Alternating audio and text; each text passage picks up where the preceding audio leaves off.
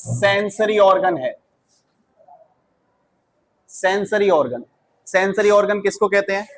Basically ये बात तुम जानते हो कि सेंस करे और उस इंफॉर्मेशन को ट्रांसमिट करे कहां तक? ब्रेन तक। ठीक है, और इस इंफॉर्मेशन को ले जाने वाला कौन है आपके पास? न्यूरॉन, जो कि अभी अपन ने इस चैप्टर में डिस्कस किया था। तो सेंसरी ऑर्गन ऐसा ऑर्गन जो क्या करता है? इंफॉर्मेशन को ले जाता है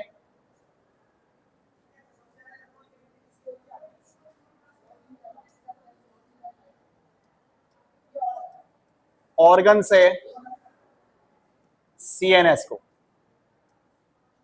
ठीक है, और ये इंफॉर्मेशन को कैरी करेगा कौन?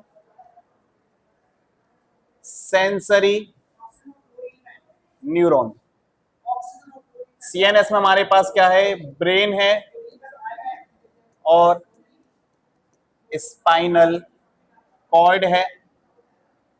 तो जो ह्यूमन आई है ये एक सेंसरी ऑर्गन है, लेकिन ये किसको सेंस करता है? ये लाइट को सेंस करता है। मतलब ये एक सेंसिटिविटी शो करता है किसके लिए? लाइट के लिए। क्लियर है बात सभी को यहां तक? तो अगर इसके डायग्राम में हम देखें तो हमारे पास अपन ने इसके कुछ स्लाइड्स, इसकी लेयर्स बना रखी है। जैसे कि सबसे बाहर हमारे पास प्रेजेंट होता है कॉर्निया। कॉर्निया क्या है? कॉर्निया एक ट्रांसपेरेंट लेयर है जिसके अंदर ब्लड की सप्लाई नहीं होती है। इसके अंदर कोई भी ब्लड सप्लाई नहीं है। ठीक है, ये कॉर्निया एटमॉस्फेयर से डायरेक्ट ऑक्सीजन को एब्जॉर्ब कर लेता है। क्यों कर लेता है? मैंने अभी पहले बोला कि इसके पास कोई भी ब्लड की सप्लाई नहीं है। अगर किसी भी ऑर्गन के पास ब्लड की सप्लाई देखने को मिलती है तो इसका मतलब क्या है कि ब्लड क्या करता है? ब्लड न्यूट्रिशन को कैरी करके ले जाता है ऑर्गन्स तक। ब्लड का फंक्शन है ट्रांसपोर्टेशन का। तो कॉर्निया को भी ऑक्सीजन की जरूरत है। जैसे ऑर्गन है, मान लो यहाँ पे अपने पास लिवर है, इस लिवर के पास O2 पहुंच रही है, न्यूट्रिएंट्स पहुंच रहे हैं। O2 क्या है? करेंसी है, सेल काम करती रहे। सेम वैसे ही कॉर्निया को भी काम करने के लिए ऑक्सीजन की जरूरत है। तो ये ऑक्सीजन को डायरेक्ट एटमॉस्फेयर से एब्जॉर्ब कर लेता है। ठीक है, इसके बाद एक पुपिल जो कि आइरिस के सेंटर में प्रेजेंट है। आइरिस का एक मस्कुलर स्ट्रक्चर है। इस मस्कुलर स्ट्रक्चर के बीच में जो स्पेस है, ये जो गैप दिखता है, इसको हम पुपिल कहते हैं। ठीक है, और ये पुपिल बड़ा भी हो सकता है, छोटा भी हो सकता है। इसी को हम कहते हैं accommodation of eye. Accommodation of eye का मतलब क्या है कि जब लाइट ज्यादा आती है तो ये क्या होता है? श्रिंक हो जाता है। जब लाइट कम होती है तो बड़ा हो जाता है। मतलब आंख को पता है कि उसको कितनी लाइट की जरूरत है, उसी के अकॉर्डिंग वो क्या करता है? अपनी एकोमोडेशन को सेट करती है। समझ में आ गई बात? इस एकोमोडेशन को कंट्रोल करने वाली मसल्स होनी चाहिए, क्योंकि मसल की प्रॉपर्टी है कॉन्ट्रैक्शन एंड रिलैक्सेशन की। तो यहाँ पे हमारे पास प्रेजेंट है क्या? Ciliary body. तो सीलियरी बॉडी इस आइरिस के ऊपर प्रेजेंट है, जो कि क्या करती है? इसके कॉन्ट्रैक्शन को एंड रिलैक्सेशन को कंट्रोल करती है। वहीं इसके पीछे छिपा हुआ है लेंस। ठीक है, तो अभी यहाँ पे कॉर्निया और लेंस, इन दोनों के बीच में जो आइरिस प्रेजेंट है, यहाँ पे एक फ्लूइड प्रेजेंट होता है जिसको अपन कहते हैं क्या? Aqueous humour.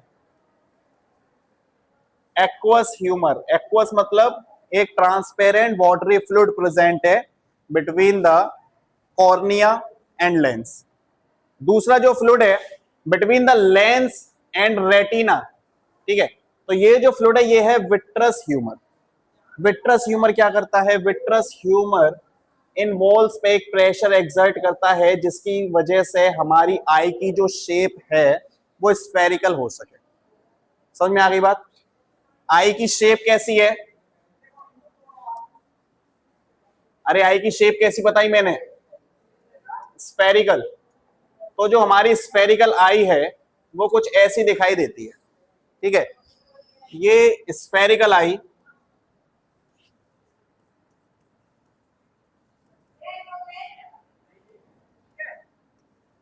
अगर इसकी लोकेशन की बात करें तो ये सिचुएटेड है हमारे हेड रीजन में, है ना।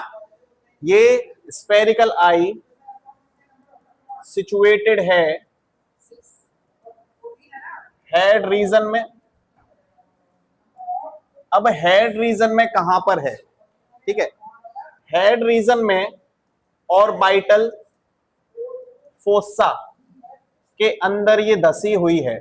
कहीं भी अगर टर्म आ जाता है फोसा, फोसा का मतलब क्या होता है, कोई पिट, पिट मतलब गड्ढा, कोई डिप्रेशन, ठीक है। तो एक फोसा के अंदर हमारी आई सिचुएटेड है, ये स्फेरिकल आई फोसा के अंदर धसी हुई है। क्लियर है बात। इसको प्रोटेक्ट करने के लिए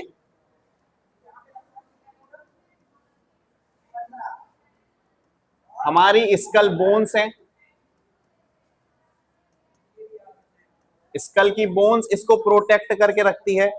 इसके अलावा इसको प्रोटेक्शन के लिए इसके पास एक लेयर प्रेजेंट है जिसका नाम है स्क्लेरा।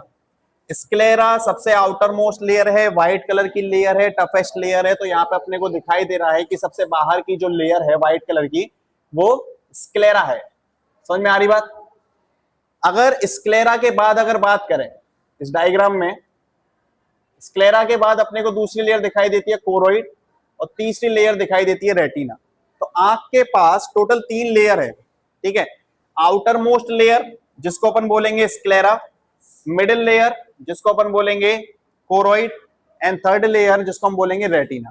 तो प्रोटेक्शन के लिए सबसे पहली जो लेयर है वो है स्क्लेरा। दूसरी जो लेयर है जिसको हम कह रहे हैं कोरोइड।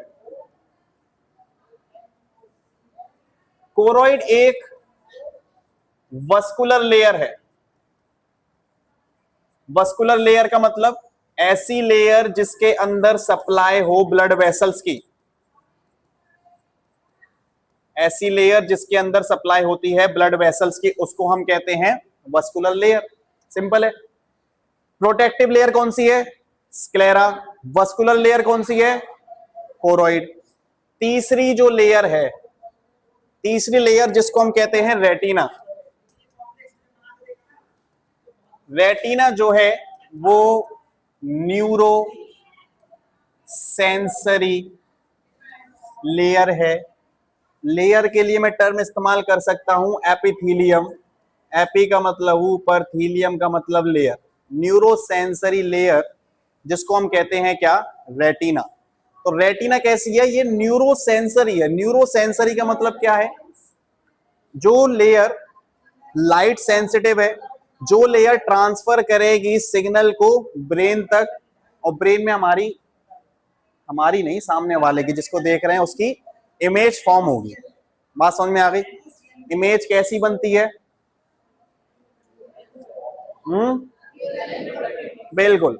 तो ये जो तीसरी लेयर है सबसे अंदर की लेयर रेटिना, इस रेटिना के पास कुछ सेल्स प्रेजेंट हैं। अगर इस सेल्स को देखने की कोशिश करें,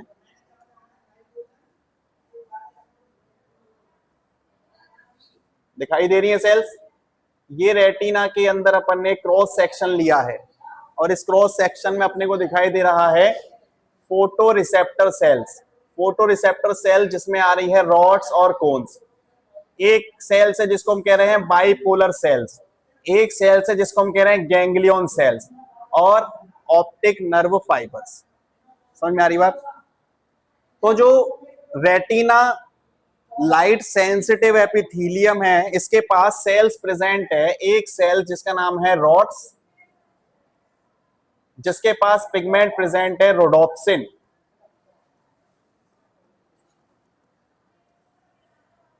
और दूसरी जो सेल्स है जिसका नाम है कोन्स, इसके पास पिगमेंट है फोटोप्सिन। मतलब ये 2 तरीके की सेल्स है हमारे पास। ऐसा क्यों है, ऐसा इसलिए है क्योंकि जो रॉड सेल्स है, ये सेल्स आपकी मदद करती हैं डिम लाइट विजन में। Dim light vision, dim light vision का मतलब क्या है, ऐसा समय यानी कि शाम का समय जिस टाइम पे रोशनी कम होती है, सूरज ढल जाता है, उसके बाद हम देख पाते हैं। वो किसकी वजह से देख पाते हैं, रॉड्स की वजह से देख पाते हैं, रोडोप्सिन की वजह से देख पाते हैं। हम जो एनिमल्स हैं हम डायर्नल एनिमल्स हैं, हम डे और नाइट। लेकिन ऐसे एनिमल्स जो नॉक्टर्नल एनिमल है, नॉक्टर्नल मतलब नॉक्ट का मतलब होता है नाइट, ठीक है, नॉक्टर्नल एनिमल, ऐसा एनिमल जो एक्टिव होता है नाइट में, जो रात में एक्टिव होता है, रात में एक्टिव है तो इसका मतलब यह है कि उसको अंधेरे में दिखाई देना चाहिए। अगर उसको अंधेरे में देखना है तो उसके पास रॉड्स का नंबर ज्यादा होगा। क्या तुम अंधेरे में देख सकते हो? तुम अंधेरे में नहीं देख सकते, इसलिए तुम्हारे पास रॉड्स का नंबर कम होगा। तुम कब देख सकते हो? तुम डे में देख सकते हो। तो कौन फोटो, फोटो मतलब लाइट, फोटोप्सिन प्रेजेंट है, ये मदद करता है डे विजन में। आप दिन में देख पाते हो। क्यों देख पाते हो? क्योंकि आपके पास कोन्स है। तो अगर आपसे क्वेश्चन पूछा जाता है कि आपके रेटिना के पास कौन सी सेल्स ज्यादा होंगी, रोडॉप्स या रॉड्स या कोन्स, तो आपके पास कोन्स ज्यादा प्रेजेंट है, इस वजह से आप डे में देख सकते हो। समझ में आ गई बात? कोई डाउट है यहां तक किसी का? कोई डाउट नहीं है, आगे चलें। ठीक है,